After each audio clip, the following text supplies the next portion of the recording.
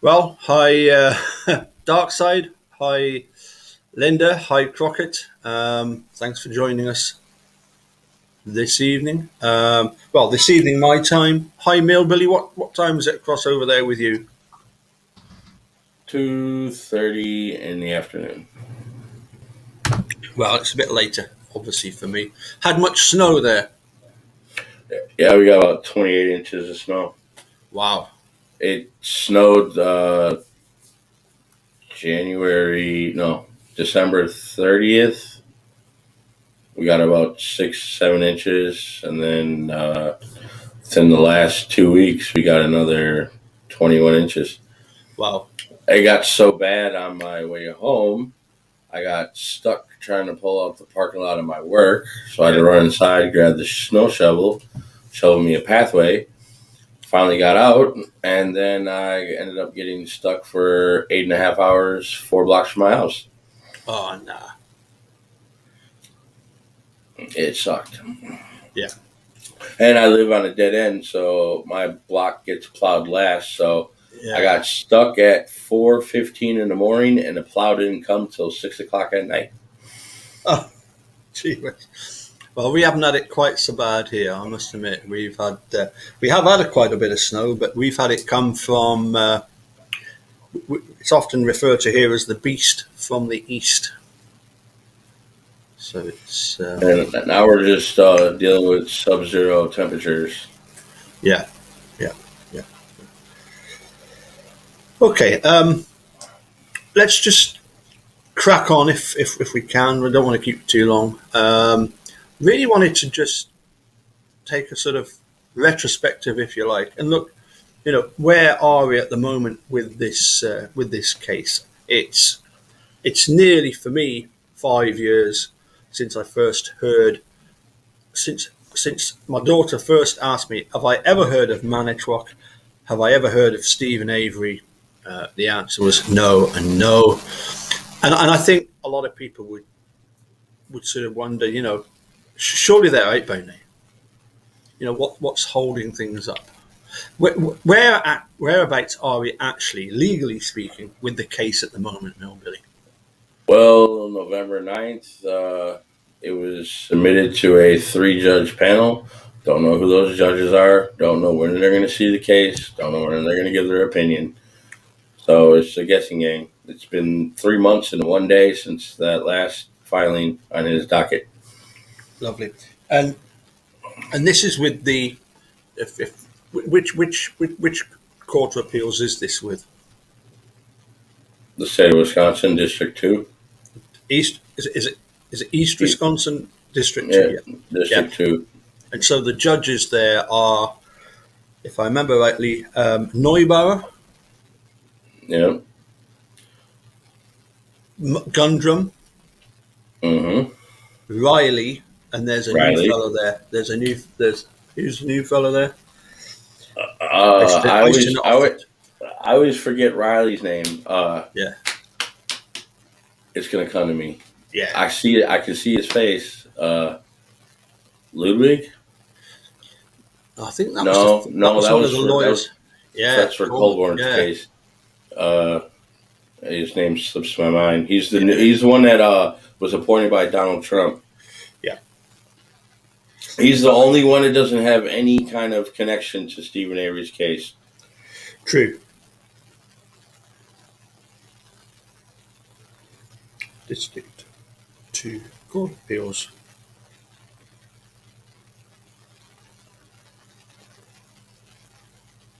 And is this the first time that this District 2 of the Court of Appeals has had Stephen's case in front of them? No,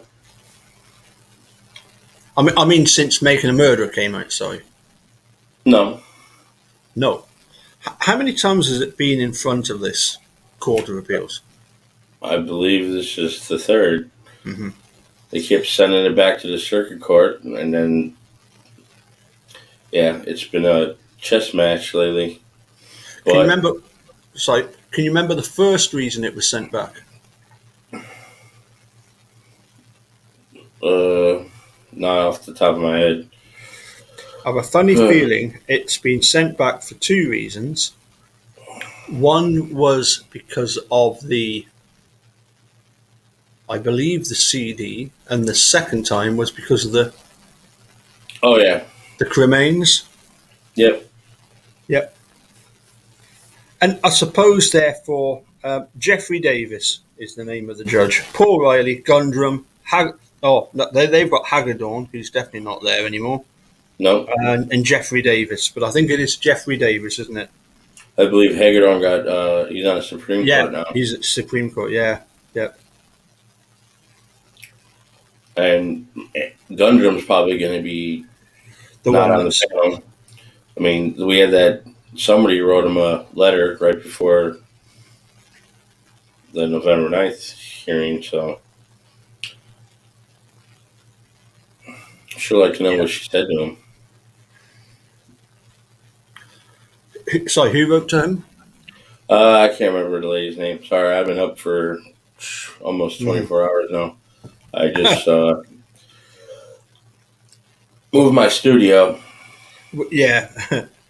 And how did that go? Well, I'm still having a problem with the lighting, but so far so good. Listen, lighting is a huge problem for me as well. I've got a fluorescent there. I've got two lamps there. I've got four overhead, one at the side, and still every now and again I get like what looks like a swarm of bees. So basically, in your opinion, what has Zellner been doing in the sort of, well, she's been on the case 5 years, hasn't he? What has Zellner been doing in all this time? I mean, it should, for a lot of lay people, it shouldn't take this long to get this case sorted out. Well, it takes look at all of her other previous cases and how long it took for her to get them out. It took almost a decade or more. Although she was... But she also states that this is the strongest case she's had. Yeah. But I mean, is there any, let's put it this way then, is there any incentive for Kathleen Zellner to drag this out? If you're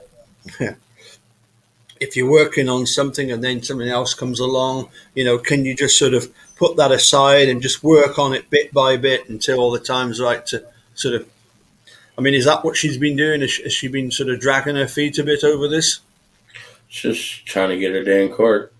Yeah. Or her evidentiary hearing that she thought she was going to get until Judge Sukowitz prematurely dismissed her claims. So, well, I mean, yeah, exactly. I was under the impression it wasn't just Angela that was. Sorry, it wasn't just Kathleen that thought that was going to happen. I was under the impression that Tom Farn was also of that opinion. Well, they're definitely being told what to do by higher people. Mm-hmm. The corruption runs deep, in my opinion. Yeah. I mean, that's an interesting point. I suppose I would probably go with the thought that in a very local level, around about the sort of Sheboygan, Manitowoc area, Calumet area, there's a certain wanting to keep Steve where he is. I would imagine that for outside. I mean, you're down in Milwaukee. Do you regularly have people discussing the case with you? It's me talking about the case to them. Yeah. It's not it's not at the moment. It's not the big deal, is it? Strangely, when I start talking about this case to people, their first question to me is, "He's black?" No. You know what you should say. Well, yeah. Look at his fingers. He works on a scrapyard. They'll be covered in oil, or at least they were at one time, absolutely covered in oil. But very different. It's hard to talk to somebody about this case and they don't know anything about it because Milbillie there's so much. I mean, there's 85 case and everything. Yeah, yeah. I must admit, when I first watched it back in March, it would have been March of 2016 when I first watched Making a Murderer, and I was so naive. I was genuinely shocked at what I saw, and I'm sure a lot of people were. And I had no clue about the legal system or the you know this so-called justice system, which is really an injustice system, and it's really like the judges and the prosecutor. Once they've secured a conviction, they don't want to hear anything else about this. They just want to draw a line under it. It's done. I've learned so much from reading various books and stuff. But I would say that for a lot of people seeing it for the first time, they were genuinely shocked at what they saw in Making a Murderer, particularly series one. This whole idea that the sheriff's department can say, well, we've got a conflict of interest, and they're crawling all over the place. I mean, all they had to do was recuse 2 officers. Yeah, 2. But I mean, is this? I suppose what I'm trying to ask is this the? Did it shock you when you watched Making a Murder, or was this a kind of this is going on all over the place? Well, I first watched episode 1 on. I seen a link. I think it might have been on Facebook, and I was already aware of Stephen Avery from back when this happened because it was all over the news. Couldn't get away from it. So I don't know. I watched the first episode, and the rest is history. Yep. That had to come out probably a month or 2 before it was released on Netflix. And then as soon as it dropped, I binge watched the first season, and then started like dabbling here and there. Then I came across Perplex QT and Eric Koze and Mama Phoenix, and I was in the Facebook groups for a minute, but then I just left it all because it was just clouding my judgment on things. So I just started diving in by myself. I didn't know about Reddit until about a year ago. Mm-hmm. So I don't know. I started asking people in chats, and this after they recreated the Wrecking Crew site on Discord. Talk to people all the time, and I don't know. I just started asking questions. Couldn't find the answers, so I went looking for the answers myself. Yeah, and my life has changed. Yeah, I mean, without a doubt, you will be so well informed about the sort of stuff that goes on. Yeah. Certainly, I have through reading the books, but yeah, I mean, I remember, I'm sure I remember seeing and probably chatting with you before before you launched your YouTube channel, and again, that's it's just brilliant what you've done. A couple of things I wanted to sort of deviate towards. One would be I'm of the opinion it was around about the autumn of 2018 that we started to get quite excited, and I think possibly at the beginning of 2018 was when Brendan had won his first Seventh Circuit hearing 2-1, but then he lost the en banc. Then it went. Then they Steve and Laura got together no less than 6.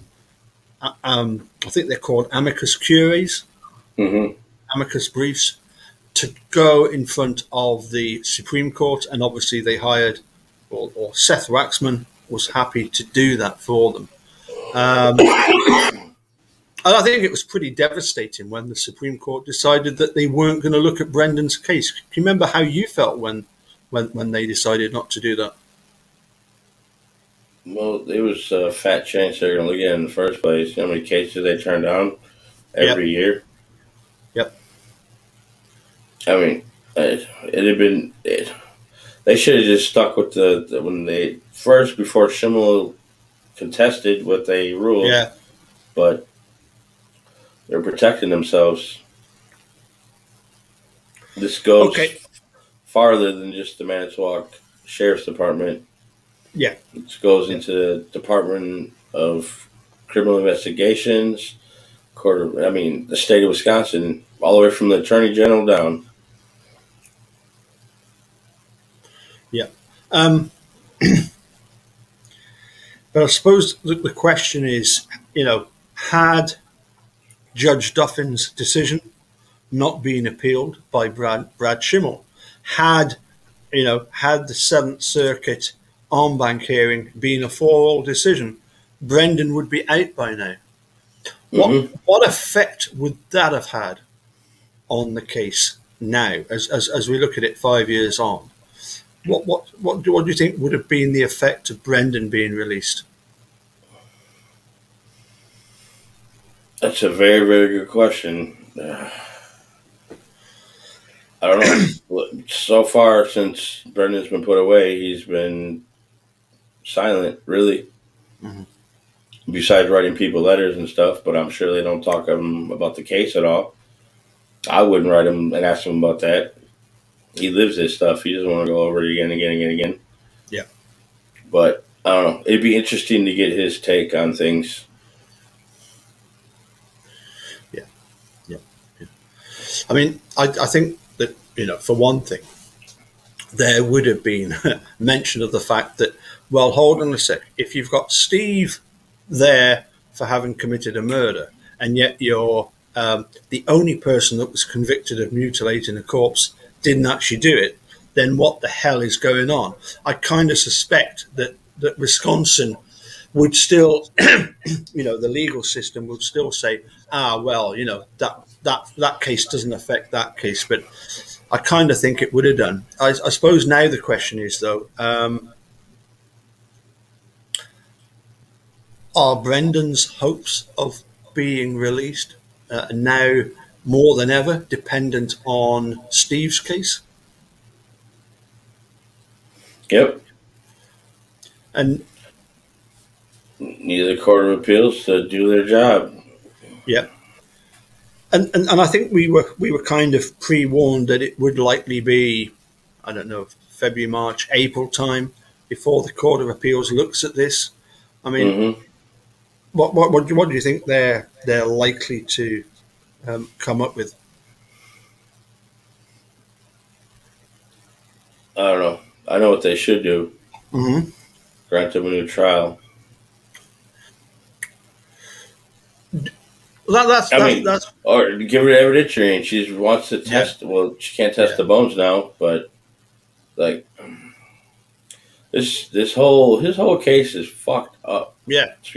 I mean, no matter which aspect of it you look at, the whole 1985 thing, and then the stuff that happened before he took his lawsuit out, and then the things that occurred after his lawsuit was taken out. I mean, they tried to get anything and anybody to come forward with any type of information that would incriminate Stephen Avery some more so they could keep him locked up. Mm-hmm.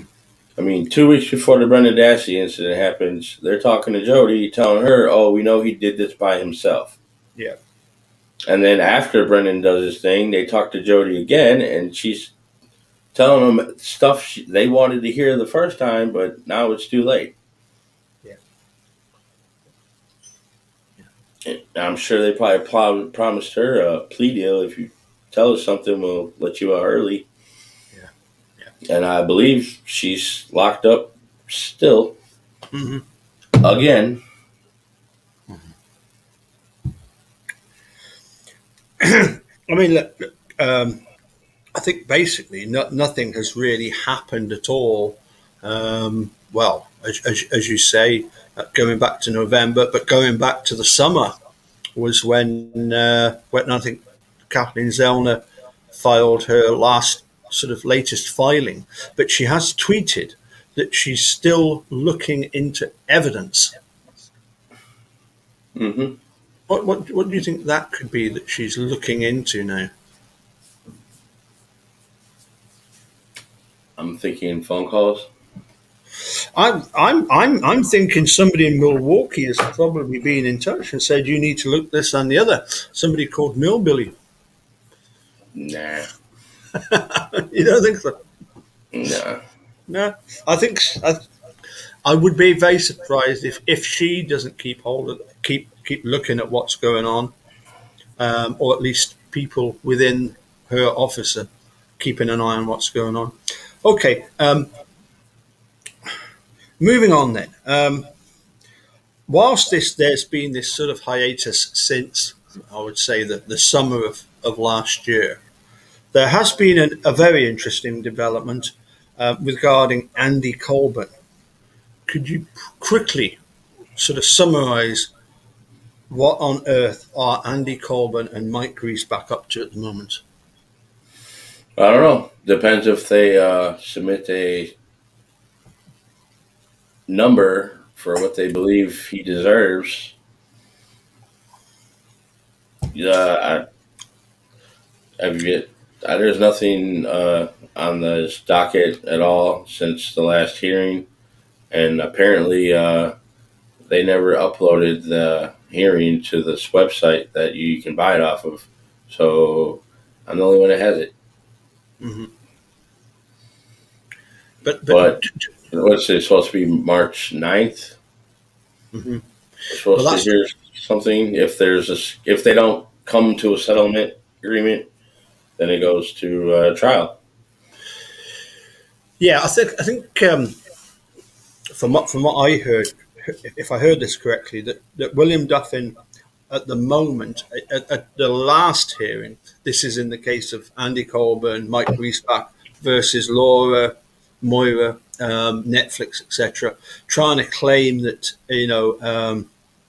that they've basically been they've been misrepresented in the Making a Murder series, Well, I and just so don't understand. I just don't understand because Judge Peppers said that she ordered it to go to an evidentiary hearing, yeah, and then it was given to Ludwig, yeah, and then he completely did not follow what Pepper said yeah, and tried to convince both sides to come to agreement yep, and don't take this any forward.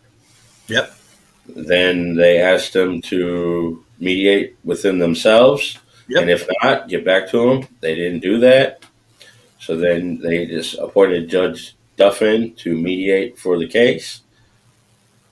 It was. I just want to know who requested them. well, yes, yeah. We don't hear we hear him say that it was all about that they thought that because he's had previous involvement with Brendan Dassey, but he actually claimed that he'd never actually watched Making a Murderer, and that he was Neither, only there to neither, mediate. neither has Andy Colborne. He says he only read the transcripts. Oh, I don't buy that at all. I think Griesbach came to him. yeah, yeah, They're all involved, all of them. Griesbach, Vogel, all of them, every one of them. Even the same sheriffs that were around during the searches and everything, they've all been promoted. They're all still with the department. The ones that didn't comply, they got rid of them. yeah, Multiple Calumet County sheriff's officers quit their job or went to another department. You got the Wendy Baldwin incident. yeah, yeah. Well, she's out of there now, isn't she? Mm-hmm. Yeah, yeah. I mean, for me, it just it was great to hear Duffin say that at the moment that neither side has communicated with the other side, and I Mm-hmm. thought that is absolutely brilliant. That shows the kind of determination that we really want from Laura and Moira, and I've often quoted this. In that on your channel, you've got that phone call of Laura Riccardi speaking to Steve, and she is saying, "Why on earth did you settle for just 400,000 and let Manitowoc off the hook?" And I cannot see her opinion softening in any way at all. Can you? No. No, no. And therefore, for me, I think that I can well imagine that the last thing that some of the people in this case want is an evidentiary hearing where Andy Colborne has to get up on the stand and be questioned. I think I can well imagine why they would want to avoid that. But this whole idea that was it Ludwig that said, well, Netflix don't want this bad publicity or words to that effect. Yeah, and he also told Colborne aside, I don't know what you're entitled to or what you think you're gonna Mm-hmm. get, but there's slim chances you're gonna win at Yeah, all. And he was basically telling both sides, like, this is your repercussions if you choose to go forward. Think about it wisely. yeah, And they obviously didn't communicate with each other, and I don't know. But it was quite comical when Ludwig did make his opinion on what his lawsuit initially contained, that it was statute of limitations run out and there's nothing he can do about that. yeah, It's just the fact that Colborne had submitted, like days before Ludwig seen the case, experts from Making a Murder 2 claiming the same thing, which I believe it has to do with the Kevin Ramlow phone call. yeah, But he shouldn't be suing Netflix. He should be suing Kevin Ramlow. yeah. He's the one that made the claim, not Netflix. Well, They're just reporting the story. yeah. To me, I don't know if you agree with this, but to me, it strikes me as being a case of when Manitowoc County Sheriff's Department or people in authority in law enforcement in Manitowoc, as soon as they feel threatened, their immediate reaction is, well, we'll just threaten back. Mm-hmm. And yet they've done that so often with, dare I say it, not trying to sound derogatory, but small fry, like, Stephen Avery, that, they can take care of the Stephen Averys of this world, but you're not going to take care of Netflix using Well, those same sort of intimidatory tactics. the fact of what they did to Brendan Dassey proves Stephen Avery isn't. Yeah. They shouldn't have to coerce a teenager that just turned 16, Yeah. October 18th. Yeah. I mean, Yeah. it's child abuse, no matter where you look at it. It's well, I think Sean Atwood sums it up best as being it's a case of they've kidnapped Stephen Brendan, holding them as political prisoners, and they're just laughing at everybody else, saying, "We can do this. We can get away with it. There's no repercussions on us. We can do whatever we like. We are the law. Mm-hmm. And if you don't like it, then it's tough. There's nothing you can do about it." But getting back to, I suppose, what would be the main point of this wee chat. What has Kathleen Zellner done in the 5 years since Making a Murderer first came out? I personally think she's done a hell of a lot. I'd like to know what you think of what Kathleen Zellner has brought to Steve's case, having watched it from earlier to where it is now. Oh, a lot. She just needs to get her day in court. Yeah. Needs to get an evidentiary hearing or a new trial, and she will rip them to pieces. Yes, I think she will. I mean, it's funny, isn't it, when you hear Ken Kratz talking about the fact that, when Kathleen Zellner says, one of my greatest pleasures will be in unmasking Ken Kratz. And Ken Kratz is saying, I'm not afraid of Kathleen Zellner. I think that is very, very foolish words. I think that's I think that's totally disingenuous. I wish Kratz would give more interviews because the more he talks, the more he Well, puts yes, stuff. See, I need to yes. fix my lighting. Is Oh, that it? finger touch. I think I need one more light. Have you got one of those? Have you got lights that work off USB? Is that what it is? Mm-mm. What Nope. sort of lighting do you use then? Well, I need to change. I got three overhead lights, ceiling lights Yeah, that I need to reposition. I'm assuming, and I got one here, and then one up on each side. yeah. I probably think I need to put one in front of me. Let me see if I do this, if it makes it any better. A Hmm. little bit. But that's only because the sun's out. Sun goes down, I might be a little screwed. What time does the sun go down? Mm, Probably about an hour and a half, Yeah, yeah. So what? Right, sort of 4:30.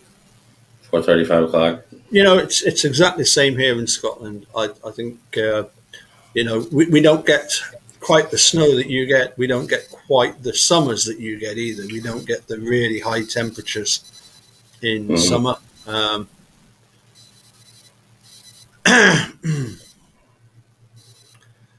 Okay.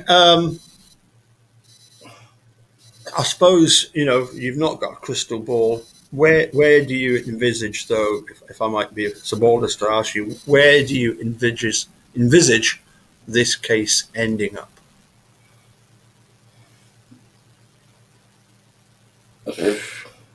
I don't know. I know what I want to happen, but what I want to happen and what may happen is two different things. I Obviously the Court of Appeals sent it back to the Circuit Court for a very damn good reason, and I don't understand. She gets that huge brief and then dismisses it early, and then the subsequent briefs tiny, and she drags it out and out and out, and then COVID happened. It's like the state has got lucky, Mhm. but What eventually their luck is going to run out. I'm going to say, what do you feel would be the modern, and like in this at the moment, what is the sort of equivalent in this case to the pubic hair that exonerated Steve back in '03? What do you think's the, if you like, that the number one issue that the Court of Appeals are going to look at, and they're going to say, of all the things, we've got some bad stuff here, but this is definitely the worst of the worst. Well, she's got so many outs. They say, she's got the Dassey CD being Yeah, withheld. There's the bones being given back. yeah, There's affidavits that contradict what people testified in trial, and yeah, why that hasn't affected anybody at all. So yeah, we will wait and see. yeah, The question is, how long will we have to wait? yeah, yeah. Hey, I mean, for me, the bones being handed back is a huge issue. Um, I can remember when Kathleen Zellner got it very excited on Twitter, and she was posting photographs of a machine which I'd never seen before, which I later discovered was this microscope mm-hmm. that showed what was embedded in the bullet. Um, Wood. well, I'll be honest, right? Back in 2019, when I was across in Manitowoc, we went to the salvage yard, Mm-hmm. um, and everybody sort of parked up, and they all walked along to the trailer, to Steve's trailer, looked around the garage and everything and all that kind of stuff. And then we all sort of, well, everybody else went back down the road, and then they went up to the sign for the big group photograph, which I was late for because I was back looking around the car, like looking around the garage, and I actually found a bit, like the walls of the garage, they're like some sort of like MDF material, that they're sort of, the garage is falling apart, and I found a bit of wood on the floor, and I picked it up, and I said to the dude, I said, "Here you go, dude. This is from me to you. Here's a bit of Teresa for you, because this is exactly what's embedded on this." He kind of looked at me. What? I said, here's a bit of Steve's garage. That's a bit of Teresa Holbach for you. I can't help thinking that that's going to be.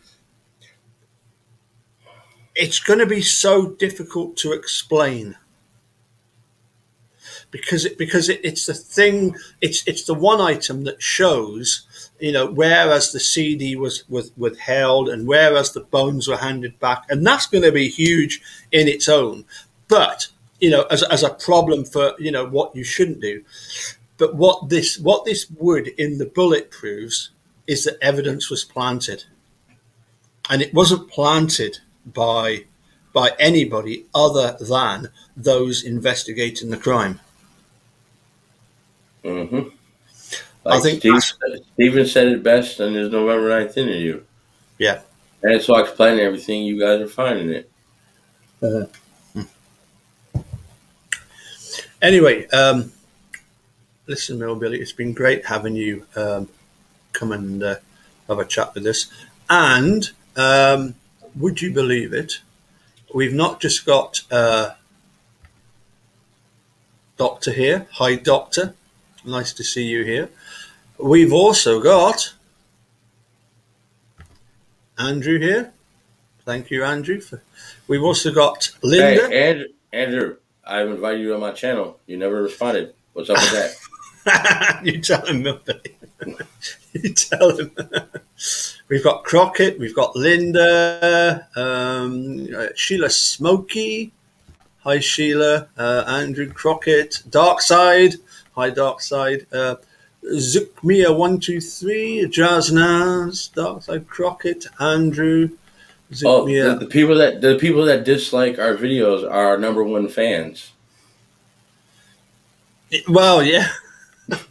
Yeah. Let them keep tuning in. We got Jennifer Manning, Sheila Smokey, Andrew, Doctor, Mary, Alice, Brendan Boswell. Hi, Brendan. Carla Black, Dr. Stiltman, Crockett, Sheila, Darkside, Jazz Naz, Crockett. I'm just going to quickly run through, see if I don't want to miss anybody's name. That's the thing, you feel bad. Graham Moss. Hi, Graham. JD. Graham Moss, JD Crockett. Don't worry about that. That's my little pickup falling on the floor. Crockett, JD. I think we've got everybody. Carla Black. Right, okay. Milbillie, thank you so much for joining me. And really, yeah, we look forward, don't we, in the next month, 2 months, 3 months to hearing exactly how the Court of Appeals is going to handle this case. I personally am encouraged by Paul Riley's previous decisions in this case to remand the case back. What would be your perception of where this case is headed? I know I've kind of asked you that one before. We just want an evidentiary hearing, but I mean, I suppose what I'm asking is, can you see that happening? I certainly can, but yeah. What if they deny her motion? Then she's got to go to the next part. Yeah. I mean, Brennan still has options too. Don't forget that. He does, but I think it's very much a case of if and when Steve gets his evidentiary hearing, Um, I think that is something that the Court of Appeals I'm just saying, can decide on, isn't it? if they were guilty, why are they not letting her touch anything? It's not just the rab. It's not just the Yes. Yeah. bones. There's Yeah. audio calls. Like Yeah. Dennis Jacobs gives Dietering the jail phone calls on the 8th Yeah.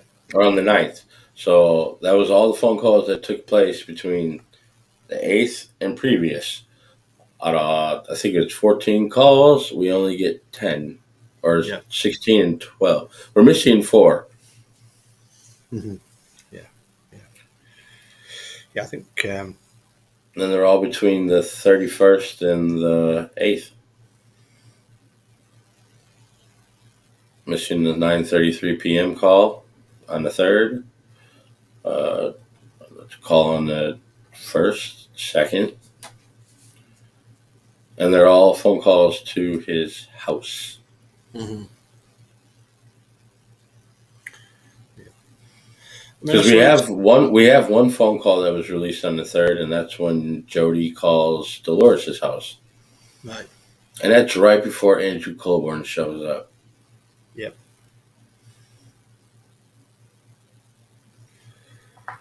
Because that's a call from Jody Jail. from the jail from the jail is part of the sheriff's department in Manitowoc, isn't it? Mm-hmm. Yeah. Yeah. Okay. Okay. Um, Listen, buddy. Thanks again for coming on and Yeah. spending time with us just to go through that. You go and get your. I reckon you've got your lighted sorted. Okay. Sleep on it. Sleep on it, and you'll be fine. Okay. Yeah. Figure something out. Yeah. One more light probably right in front of me, and I'll probably be good. Yeah. You'll get a suntan. You'll be careful you don't get sunburnt like the hod. I think I just need a light right here, and I'll be fine. Yeah. I don't know. Excellent. Okay, dokie. Listen, I'm going to say cheerio. Thanks for coming on. Thank you everybody in the chat. I'll leave the final word to Milbillie. And that'll be us. Jake, y'all have a good day, and I'll see you when I see you. Cheers, buddy.